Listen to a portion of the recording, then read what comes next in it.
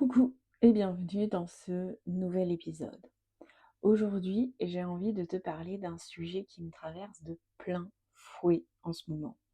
Un sujet que tu connais peut-être toi aussi si tu portes plusieurs casquettes, plusieurs responsabilités, plusieurs envies. Je veux te parler de ce moment où tu veux tout faire et en même temps, tu as l'impression de ne jamais en faire assez. Ce moment où la vie vient t'imposer un virage alors que tu avais tout planifié. Ce moment où tu réalises que changer de plan, ce n'est peut-être pas te trahir, c'est peut-être juste t'adapter. Bienvenue à toi dans Tarot Astro Co. Moi c'est Aurore, tarologue intuitive et grande curieuse de l'invisible. Ici on parle cartes, énergie et chemin de transformation. Alors, bienvenue à toi et c'est parti pour ce nouvel épisode. Il y a un dilemme, j'ai un dilemme et je traverse un dilemme depuis plusieurs semaines. Je veux être une bonne mère, présente. Je veux soutenir mon conjoint dans ses projets et ne pas lui faire porter tout le poids de nos finances. Je veux continuer mon activité tarot qui me nourrit, me fait vibrer, me relie aux autres et à moi-même. Et en même temps, j'aimerais ne pas passer mes nuits à stresser pour nos comptes, pour notre vie, pour nos choix. J'aimerais que les factures cessent d'être un rappel permanent de ce que je n'ai pas encore atteint. Et puis j'aimerais aussi dormir, lire, respirer, être juste moi, quoi. Sauf que ces dernières semaines, j'ai eu l'impression de courir après moi-même. J'ai enchaîné les ateliers, les consultations, les contenus à préparer, les idées à développer. Et malgré tout ça, malgré l'énergie que je mets dans chaque projet, j'ai cette sensation lancinante de ne pas faire assez, de ne pas suffire. Et puis, cette semaine, ça a été le crash émotionnel, le coup de massue, un rappel brutal de la vie. Je te donne le contexte. 2h30 du matin, je retrouve ma fille, effondrée, inconsciente dans les toilettes. Panique à bord, peur viscérale. J'appelle le SAMU, elle se réveille, elle vomit, elle retombe dans les pommes pendant que je suis au téléphone avec le SAMU.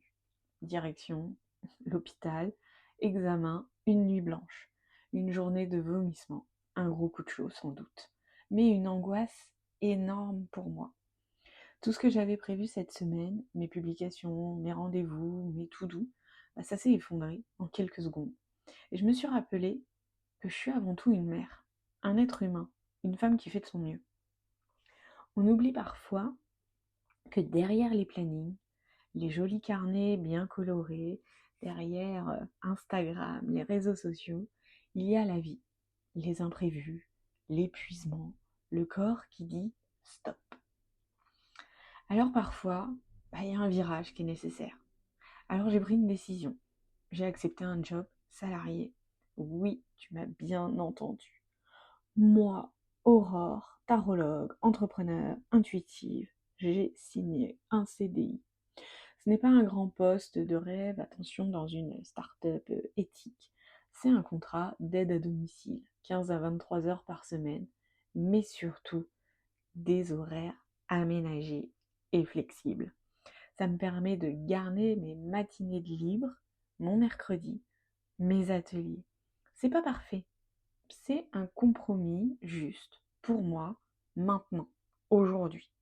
Je ne lâche pas mon activité, je ne me trahis pas, je crée juste de la stabilité dans ce monde qui tangue. Et tu sais quoi? Ça m'a demandé plus de courage de dire oui à ça que de rester dans l'attente. Parce que dire oui à un plan B, ce n'est pas renoncer à ses rêves, c'est les préserver. Alors, il y a, tu vois, dans tout ça, le poids du manque. Depuis un mois, j'ai ce stress qui me tord le ventre. La peur de manquer, la peur de tout perdre. Je me demande si on doit vendre la maison. Je regarde mes filles et j'ai peur de ne pas assurer. Je regarde mon conjoint et je culpabilise de ne pas faire plus. Et en même temps, je veux pas tout sacrifier. Pas encore. Alors je me débat avec ma réalité. Je fais des plans. Je rêve d'un lieu de coworking, d'un studio, de cercle. Mais je dois aussi regarder les chiffres, les factures, ma santé mentale. Et dans cette équation, il faut trancher. faire des choix, accepter de revoir sa copie. Et autant te dire que faire des choix, pour moi, c'est pas facile. Si tu me suis depuis un moment, je suis Balance, ascendant Gémeaux. Alors, en bon signe d'air que je suis, faire des choix, c'est difficile pour moi, parce que choisir, pour moi, c'est renoncer. Et que j'ai pas envie de renoncer. Alors, heureusement, j'ai le tarot qui m'aide, qui m'accompagne, qui me soutient au quotidien. Et tu vas voir que j'ai compris dans tout ça une vraie leçon. J'ai longtemps cru que faire marche arrière, c'était échouer. Qu'admettre qu'un plan ne fonctionne pas, c'était une faiblesse.